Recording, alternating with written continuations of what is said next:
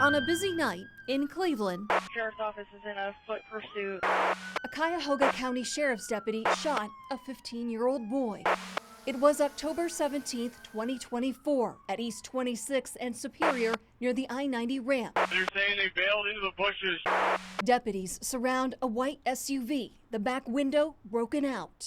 No deputies are hit, however, they believe one suspect might be hit. A group of kids suspected in a carjacking 4 hours earlier. Dispatch records show a gun was found at the scene after the shooting. A boy was shot in the thigh and survived.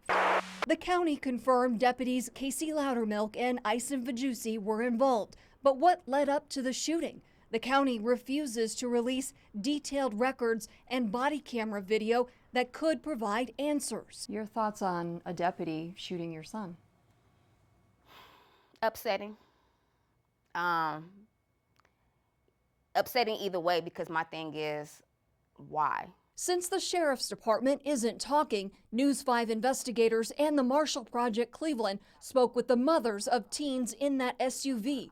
The trio now facing juvenile charges, including 2 of Aisha Rogers' sons. One was shot. The police explained that they were involved in a high-speed chase,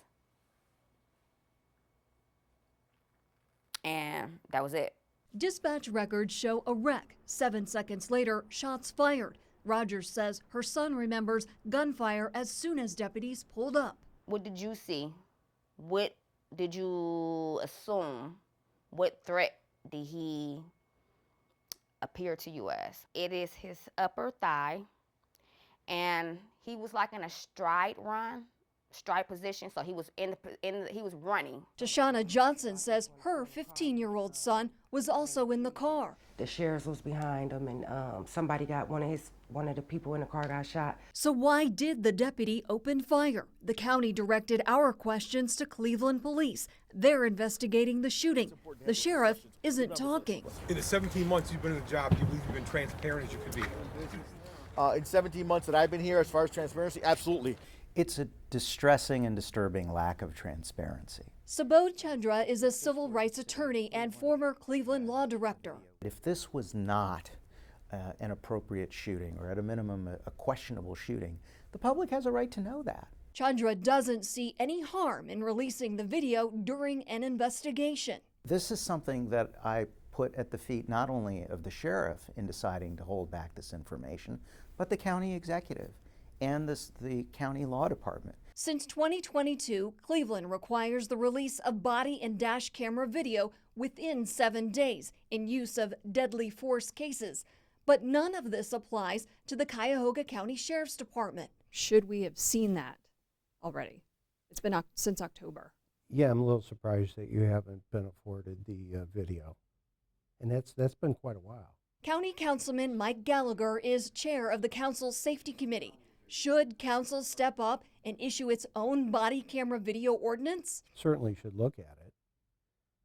I'm only one person. Sheriff Harold Patel's safety patrol and his plans to expand it past downtown is contentious for county council members. I don't want to see somebody on the ground that we're going to have to pay for because somebody got shot, whether it's our person or a citizen. Patel says as the primary law enforcement in the county, they can patrol the same streets as Cleveland without needing the authority or approval from the city. The county is not under a consent decree like Cleveland and doesn't follow the same policies as police. Do you see it as a double standard? I think optically it looks horrible. The carjacking case against the kids keeps getting delayed. Prosecutors and public defenders can't even get their hands on the county video. Rogers says too many pieces are missing not to be skeptical. We've already been feeling like something is being hidden